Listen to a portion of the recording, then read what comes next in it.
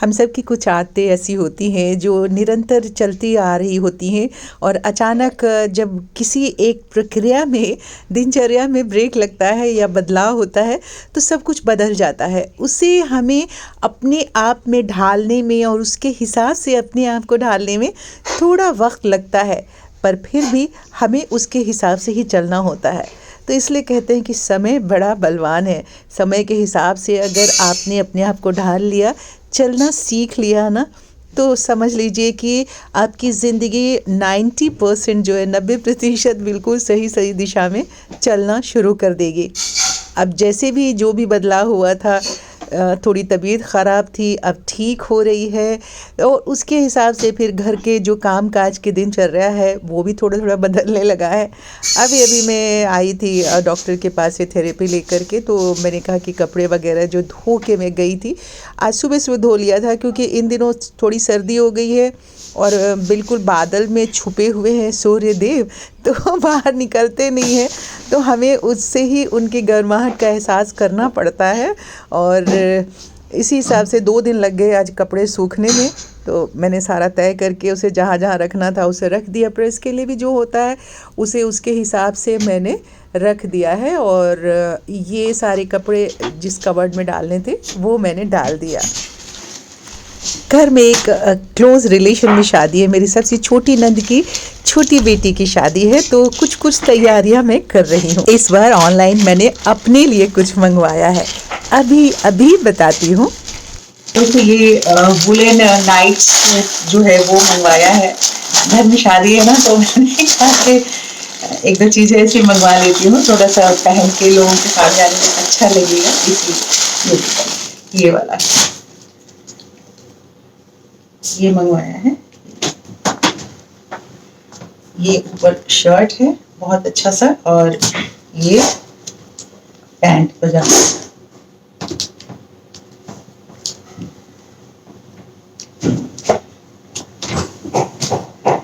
₹2799 में आया है ये। जब इस तरह का ओकेजन होता है ना, घर में शादी वादी हो, तो उसके लिए उस टाइम में थोड़ा सा अलग स्टाइल का कपड़े वगैरह होने चाहिए। या हम लोगों का बस ऐसे होता है, तो इसलिए मैंने ये एक नाइट सूट मंगवा लिया। वैसे नाइट सूट है, वुलन मेरे पास कोई नहीं था, इसीलिए इसे मंगवाया है। जैसे जैसे मौसम बदलता है ना, उसी तरीके से प्लांट वगैरह के भी देख रेख में थोड़ा सा बदलाव हो जाता है। और हर घर में आज के दिन में तो प्लांट लोग लगा के रखते ही हैं। मनी प्लांट रखा है, सिंगोनियम का प्लांट लगा करके रखते हैं जो कि पानी में अच्छे से चलता है।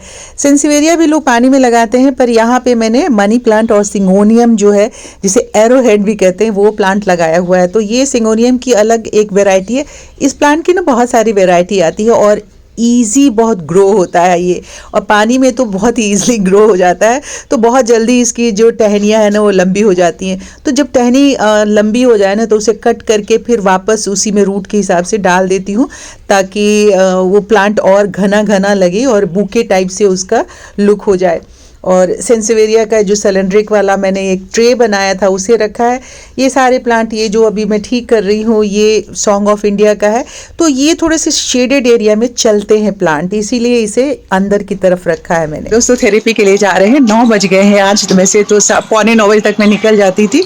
आज भाटिया साहब को भी लेके साथ में जा रही हूँ। कल इनके लिए थेरेपी के लिए घर में ही बुला लिया था उसे, तो हम 150 रुपया बचा रहे हैं और थोड़ा सा वॉक भी हो जाएगा, इसीलिए मैं रोज़, आप सबको मालूम है कि मैं वॉक करके यहाँ से जाती हूँ, और पास में ही है, 1.5 किलोमीटर है, वॉक भी हो जाता है और साथ में थेरेपी भी हो जाएगी और पैसे भी बच जाएंगे। तो बस अभी इनको लेकर के निकली हूँ। अब थेरेपी के लिए जब जा रहे थे ना, तो कमल ने कहा गाड़ी ले लेते हैं। मैंने कहा नहीं यार, पैदल चलते हैं ना, मैं रोज़ पैदल ही जाती हूँ। उनका दिमाग में था कि वहाँ जाएंगे तो बगल में मदर डेयरी का शॉप है, तो वहाँ से सब्जियाँ ले आएंगे। तो यहाँ आए तो अब बहुत सारी सब्जियाँ थी, ताज़ा तरीन, बिल्कुल आपको दिखा दिया। तो मैंने कहा कोई एक साग वाली सब्ज़ी लेते हैं ना, वो पालक भी ले लें, मेथी भी ले लें। मैंने कहा इतनी सारी जब हर रोज़ ताज़ा तरीन सब्जियाँ मिलेंगी तो एक ही दिन ले कर के स्टोर में रखने का क्या ज़रूरत है।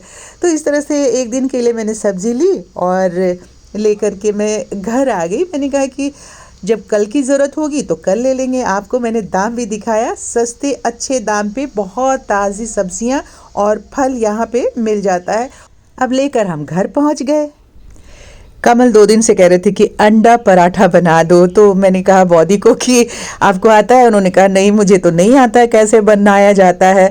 तो मैंने कहा चलो ठीक से बता देते हैं आपको, बहुत ईजी सा है। जैसे ऑमलेट बनाने के लिए हम अंडा फेंटते हैं ना, उसमें प्याज, अदरक, लहसुन, हरी मिर्च, धनिया का पत्ता जो डालते हैं वो डाल दीजिए।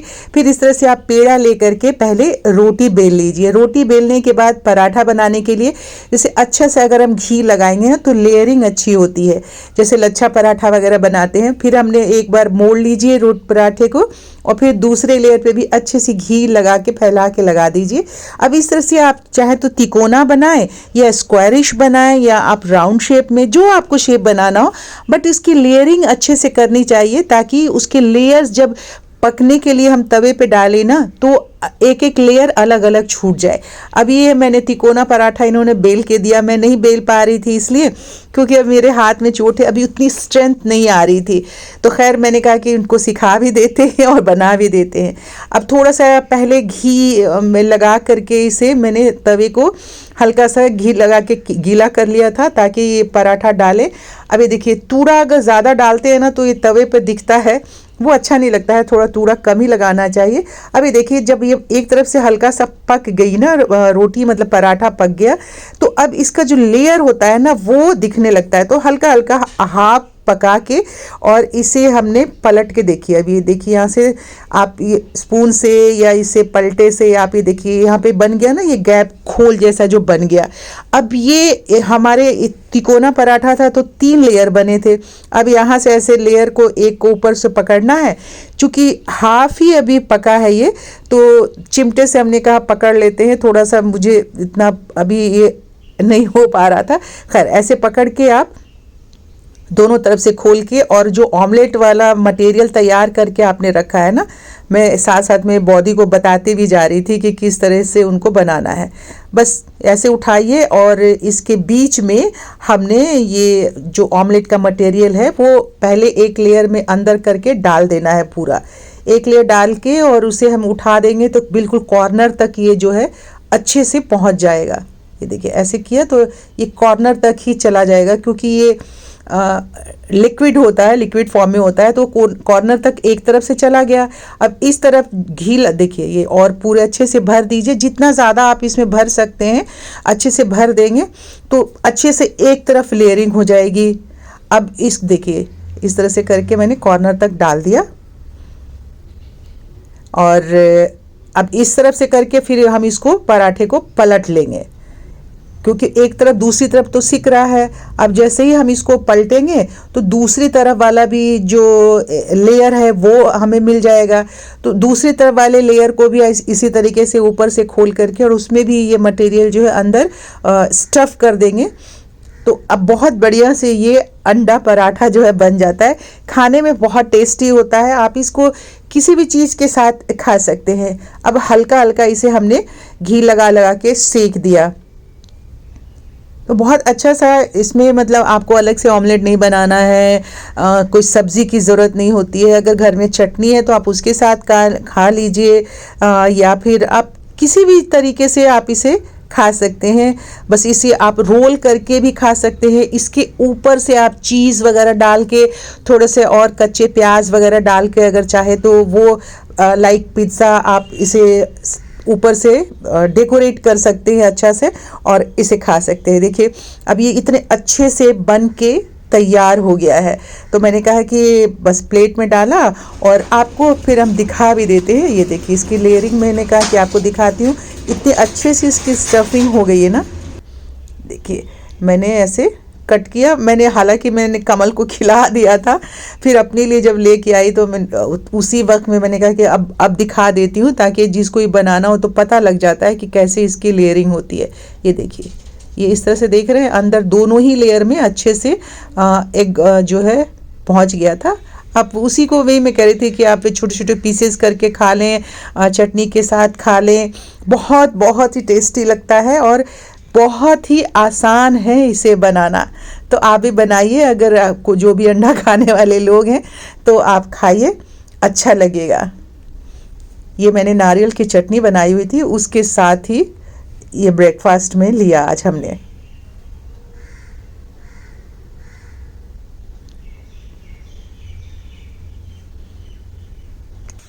कैसा है? बहुत बढ़िया। खाना बनाने की बारी थी तो हमने कहा कि आज अब बिल्कुल अपने बिहारी स्टाइल में जैसे भरता बनता कच्चे वाला भरता वो बनाते हैं। कमल को पसंद है और बस उसी के लिए हमने लहसुन अदरक प्याज काटा और काट करके भरता बनाने के लिए आलू छील करके इसे देख के मैंने मैश करके रख लिया है। अब इसके में डालने के लिए हमने क्या किया कि एक टमाटर, 2 टमाटर, ये देखिए ये टमाटर पका के रखा है, इसको ऊपर से इसका स्किन हटा दिया है। अब ये इस टमाटर में मिक्स कर देंगे और मिक्स करके अच्छे तरीके से नमक वगैरह डाल देंगे। इसमें इसकी जो इस वाले भरते की जो ख़ास चीज़ होती है ना वो ये है कि इसमें तो कच्चा सरसों का तेल डाला जाता है और दूसरी जो ख़ास चीज़ होती है कि आप हरी मिर्च काट के इसमें ना डालिए, उसकी जगह पे आप लाल मिर्च अगर साबुत है उसे पका के डालिए। अब देखिए खाना खाने का समय हो गया था तो कमल ने कहा कि पापड़ भी भून लो भाई तो हमने पापड़ भून लिया। गैस पे डायरेक्ट भूनने से ना इसका सोंधापन ज़्यादा अच्छा लगता है खाने में। तो दोस्तों आपने देखा कि अभी आज शनिवार है तो इसकी वजह से हमने खिचड़ी और भरता बनाया था, पापड़ वगैरह खाना खा लिया। थोड़ी सी देर हुई और अब थोड़ी सी हल्की सी अभी धूप इस टाइम से निकल आई थी तो आपको दिख रहा है रोशनी बाहर से, थोड़ा कोजी सा लग रहा है। यहाँ पे ये वाला जो स्पेस है काफी गरम गरम सा रहता है तो ये यहाँ के थोड़ी देर बैठे हुए क्योंकि इधर से बालकनी से भी दिख रहा है और थोड़ी गर्माहट है। और आज के इस वीडियो का समापन हम यहीं पे करते हैं। अगर वीडियो अच्छा लगा है तो इसे लाइक कर दीजिए और चैनल सब्सक्राइब नहीं किया है तो इसे सब्सक्राइब कर लीजिए। कल आपसे होती है मुलाकात, तब तक के लिए आप सब अपनी सेहत का बहुत बहुत ख्याल रखिए। बाय बाय, नमस्ते।